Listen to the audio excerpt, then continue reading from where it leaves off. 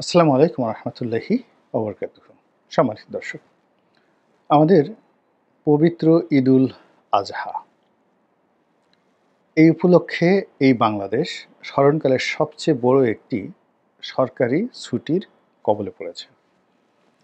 সাপ্তাহিক ছুটি, সরকারি ছুটি, এই দুইয়ের মাঝে যে দিনগুলো পড়েছে অর্থাৎ বৃহস্পতিবার এবং শনিবার, এই দিনগুলোকে যারা একত্র করবেন সেক্ষেত্রে দেখা যাচ্ছে প্রায় ১০ দিন ছুটির কবলে পড়ে যাচ্ছে পুরো বাংলাদেশ। ১০ দিন। এটি আমি আমার এই জীবদ্দশায় ১০ দিন ছুটি পুরো রাষ্ট্রযন্ত্রে কখনো দেখিনি। ১। ২ নম্বর হলো যে এই যে ১০ দিন ছুটি, এই ছুটিকে কেন্দ্র করে আমাদের মধ্যে যে তীব্র হতাশা, অস্বস্তি, নিরাপত্তাহীনতা, এগুলোর যে আতঙ্ক, তার সঙ্গে সঙ্গে এই ছুটি পূর্ববর্তী সময়ে যে অস্থিরতা সারা বাংলাদেশে চলছে, সেই অস্থিরতার কারণে ঘর বন্ধ করে, দরজা জানালা বন্ধ করে ঘরে থাকা অথবা কোথাও যাওয়া, প্রিয়জনের সাথে সময় কাটানো, এই জিনিসগুলো স্বস্তিকর হবে না, বেদনাদায়ক হবে। আজকের এই ভিডিওটি যখন করছি তখন সচিবালয়ে অচল অবস্থা, শাহবাগ পুরো বন্ধ।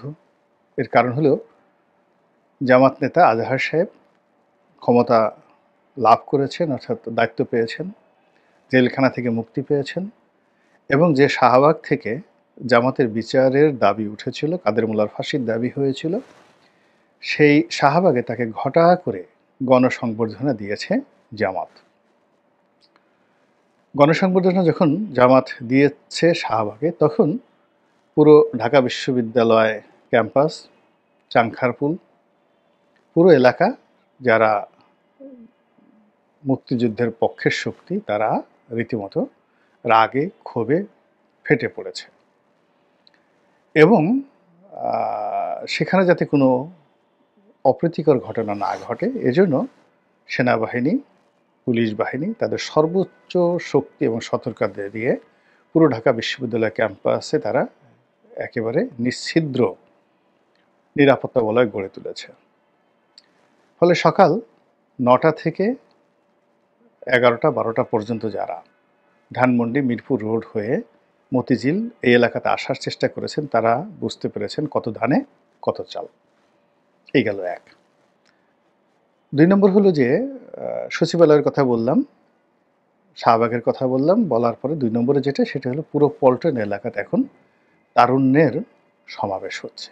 বিএনপির অফিসে বিরাট সমাবেশ হচ্ছে এবং বিএনপির যে কোনো প্রোগ্রামই এখন উপচে পড়া লোকের ভিড়।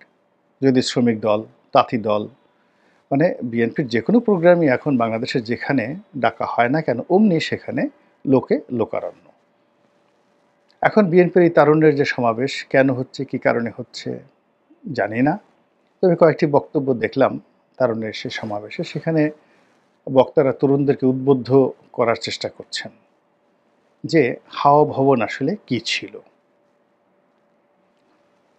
এটা একটা ভালো ভবন ছিল এবং সেই ভবনে খুব ভালো ভালো কাজ হতো।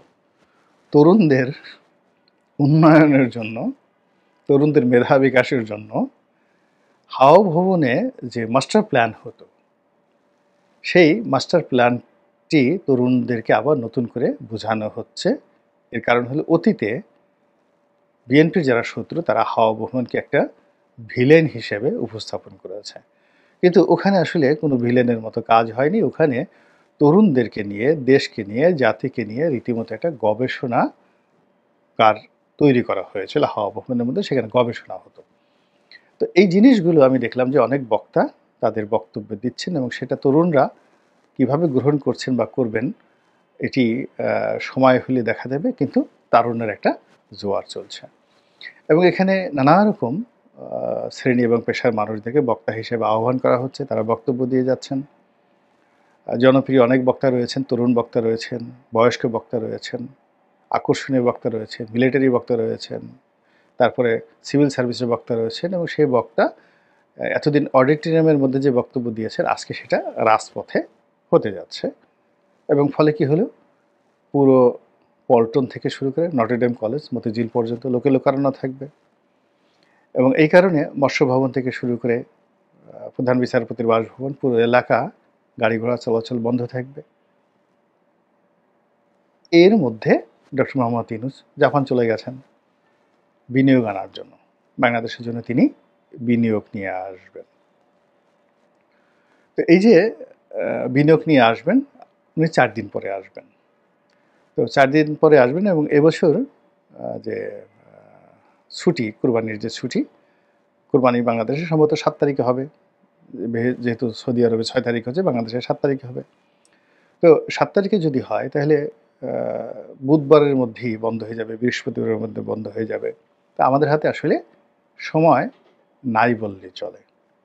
এর মধ্যে টাকা তুলতে হবে, গরু কিনতে হবে, ছাগল কিনতে হবে, গরু বিক্রি করতে হবে, ছাগল বিক্রি করতে হবে, পুরো একটা ইকোনমি কুরবানি কেন্দ্রিক হয়ে গেছে এবং সেই ইকোনমিতে এবছর যে আমাদের প্রায় 1 কোটি কুরবানির পশু রেডি আছে।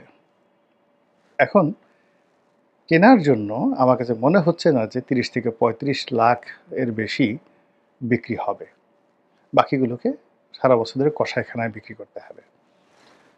একটা গরু যেভাবে লালন পালন করা হয় কৃষকের, সেখানে যেভাবে বিক্রি করা হচ্ছে, আপনি সহজেই বুঝতে পারবেন যে বাজারে যে গরুর মাংস তার চেয়ে কম দামে এখানে বিক্রি করা হচ্ছে। এখন 400 টাকা মানে লাইভ ওয়েট দিয়ে গরু বিক্রি করার প্রস্তাব দিয়েও কাস্টমার পাওয়া যাচ্ছে না।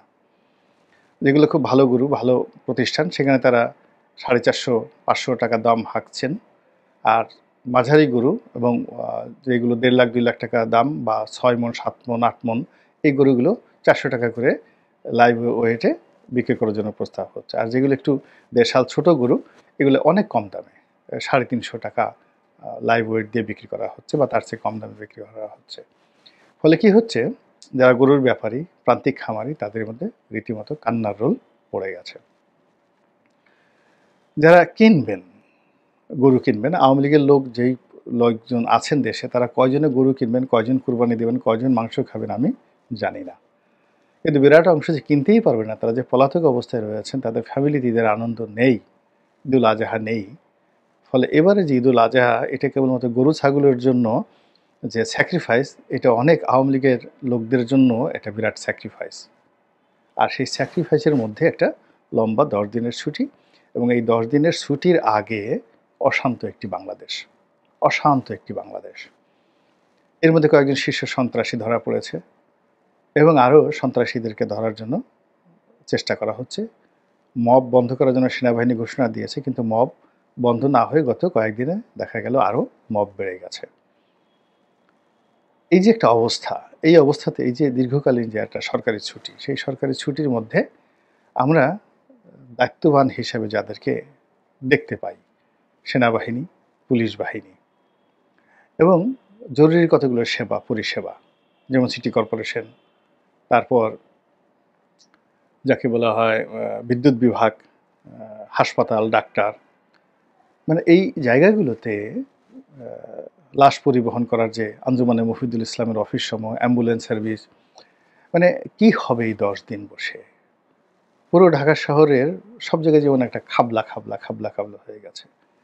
বিকেল 5টার মধ্যে 4টার মধ্যে পুরো রাস্তা, বেশিরভাগ এলাকা ফাঁকা। যেখানে গন্ডগোল হচ্ছে, যেখানে সভা সমিতি সেমিনার হচ্ছে, সেখানে দেখা যাচ্ছে যে প্রচণ্ড রকম ভিড়, অন্য এলাকাতে কোনো গাড়ি ঘোড়া নেই। সন্ধ্যার পরে পুরো শহরের বিরাট এলাকা ছিনতাইকারীদের অভয়ারণ্যে পরিণত হয়। রিক্সাতে যারা যান, হেঁটে যারা যান, বাস গাড়িতে যান, সবার বুক দুরু দুরু করে। এই সমাজে নির্ভয় চলার মতো মানুষ এখন আর নেই। তো সেখানে এই সময়টিতে যে আশঙ্কা তৈরি হয়েছে রাজনৈতিক ক্ষেত্রে, অর্থনীতির ক্ষেত্রে, সামাজিক অস্থিরতা, আইনশৃঙ্খলার অবনতি, চুরি ডাকাতির আহাজানি বৃদ্ধি, আর এই সকল অস্থিরতা, অশান্তি এবং অনিশ্চয়তার মধ্যেই 10টি দিন রাষ্ট্রের কর্মকাণ্ড বন্ধ থাকবে অফিসিয়ালি। আল্লাহ আমাদের এই সময়টিকে নিরাপদ রাখুন। অতীতের আমাদের যত গুনাহ রয়েছে আল্লাহ মাফ করুন এবং আগামী দিনে যেন আমরা আল্লাহর রহমত এবং বরকতের ছায়ায় থাকতে পারি। আল্লাহর ক্রোধ থেকে আল্লাহর কাছে পানাহ চাই, সাহায্য চাই, আশ্রয় চাই। ফিতনা এবং ফ্যাসাদ থেকে আশ্রয় চাই। এবং এই সমাজটিকে একটি শান্তিপূর্ণ সমাজ হিসেবে আল্লাহর দরবারে মঞ্জুর করার জন্য মহান আল্লাহর দরবারে নিবেদন পেশ করি। এছাড়া কিছু বলার নেই। আপনাদের সবার জন্য আমার দোয়া। আপনারা আমার জন্য, আমার পরিবারের জন্য দোয়া করবেন। আসসালামু আলাইকুম ওয়া রাহমাতুল্লাহি ওয়া বারাকাতুহু।